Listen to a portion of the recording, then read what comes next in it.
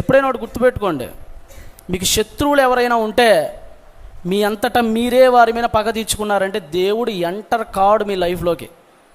అది అత్త కోడళ్ళైనా, అది నాన్న బిడ్డలైనా, ఎవరైనా సరే మీ పట్ల ఎవరైనా ఒక అన్యాయం చేస్తే వెంటనే మీరు దేవుడికి మొరపెట్టండి. యెఫ్తా ఉన్నాడు, మీ అందరికీ తెలుసు. యెఫ్తా ఉన్నాడు. యెఫ్తాకి వాళ్ళ నాన్నకి అసలు భార్యల కొడుకులు ఉన్నారు కొంతమంది, న్యాయాధిపతుల్లో ఉంటుంది. యెఫ్తాకి సవతి తల్లి బిడ్డలు ఉన్నారు. వాళ్ళు యెఫ్తాతో అంటారు, ఏ యెఫ్తా చిల్లి గవ్యమనరా నీకు, ఏం చేసుకుంటావో చేసుకోపో అని నడి రోడ్డు మీద మెడబట్టుకొని గెంటేశారు యెఫ్తాని. యెఫ్తా వీక్ పర్సన్ ఏం కాదు. యెఫ్తా ఎవరు? పరాక్రమము గల బలాఢ్యుడు అని ఇంట్రడక్షనే అతను వీరుడిగా ఇస్తాడు. మీరు చిత్రమైన విషయం ఏంటంటే, మీరు ఆలోచించండి, 11వ అధ్యాయంలో 13వ అధ్యాయంలో యెఫ్తా వస్తాడు. అంతకుముందు 9వ అధ్యాయంలో ఆస్తి కోసం అబీమెలెకు అనేవాడు 70 మంది తమ్ముళ్ళని ఒక్క రాతి మీదే చంపేస్తాడు. ఎవరు? ఒకసారి తీద్దాం దాని గురించి. అంటే సింపుల్గా, అంటే దేవుడు ఎంటర్ అయితే మన లైఫ్లోకి ఎలా ఉండిద్దో, మనమే పగ తీర్చుకుంటే ఎలా ఉండిద్దో అంటానికి ఒక చిన్న ఉదాహరణ అనమాట అది. మనకి 11లో వస్తాడు మనోడు, ఎవరు? న్యాయాధిపతులు. ఒకసారి 8వ అధ్యాయం అండి, 9 కూడా బాగానే ఉంటుంది. 9వ అధ్యాయంలో అబీమెలెకు అనేవాడు వస్తాడు. అబీమెలెకు అనేవాడు వచ్చి 9వ అధ్యాయం 5వ వచనం, 9:5, న్యాయాధిపతుల గ్రంథము 9వ అధ్యాయం 5. తరువాత అతడు, ఎవరతను? ఆడే అబీమెలెకు, ఒఫ్రాలోనున్న తన తండ్రి ఇంటికి పోయి, యెరుబ్బయల్ అంటే ఎవరో కాదు, that is another name of Gideon, గిజ్జోని యొక్క మరొక పేరు అది. తన తండ్రి ఇంటికి పోయి యెరుబ్బయలు కుమారులను, తన సహోదరులైన 70 మంది మనుష్యులను ఒక్క రాతి మీద చంపెను.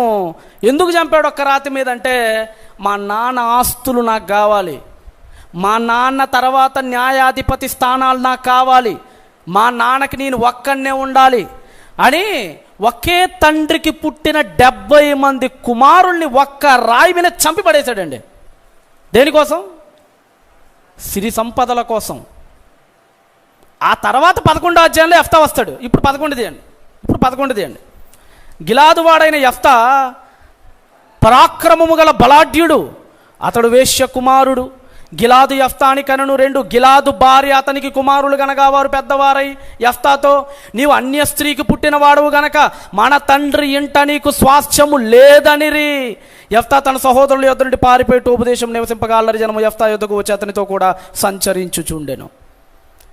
అక్కడ వాడు చంపింది ఆస్తుల కోసమే. ఇక్కడ ఇతను కూడా చంపొచ్చు. ఇక్కడ 70 మంది ఏమి లేరు ఇతనికి, ఉన్నారా? మా అయితే ఒకళ్ళు ఇద్దరు ముగ్గురు ఉంటుంటారు.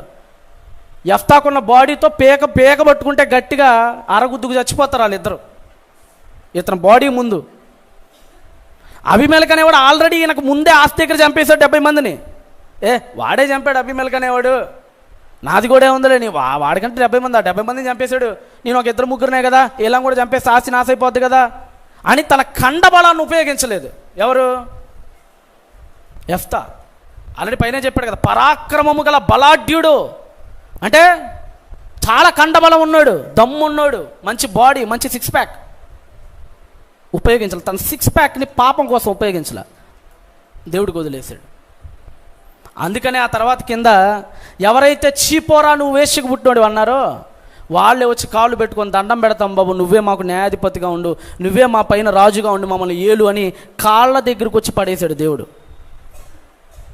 అంటే పగ తీర్చుట నువ్వు దేవుడికి వదిలేస్తే యెఫ్తాలాగా, నిన్ను చీ అన్న వాళ్ళని కాళ్ళ దగ్గరికి వస్తారు, నిన్ను పో అన్న వాళ్ళే నీ శరణు వేడతారు. ఒక రోజున నువ్వు దేవుడికి వదిలేస్తే పగ ఆయన తీరుస్తాడు. ఏమంటే దేవుడి చేతిలో కొడితే దెబ్బ బాధ తగిలిద్దా, మన చేతితో కొడితే దెబ్బ బాధ తగిలిద్ది చెప్పండి కదా? God's hand is greater than you and me. దేవుడి చెయ్యి నీకంటే నాకంటే గొప్పది కదా. ఆయన కొడితే నామరూపాలు లేకుండా పోతారు. కానీ మనం ఏం చేస్తామంటే ఆయనకి అప్పచెప్పకుండా మనం 2 దెబ్బలు వేస్తున్నాం, ఈ లోపల దేవుడు అనుకుంటాడు ఆడికాడే పగ తీర్చుకున్నాడికి నేను ఎందుకు రావటంలే అనుకుంటాడు. కానీ మీరు ఆలోచించండి ఒకసారి.